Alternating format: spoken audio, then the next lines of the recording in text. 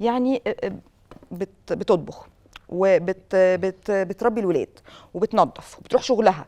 طب انت لا ثانيه واحده، لا ايه في ده؟ الطبيخ مش انا اللي هتكلم بقى، يعني في الطبيخ الرجاله اعلى شيفات في العالم. طب ممكن اقول على حاجه؟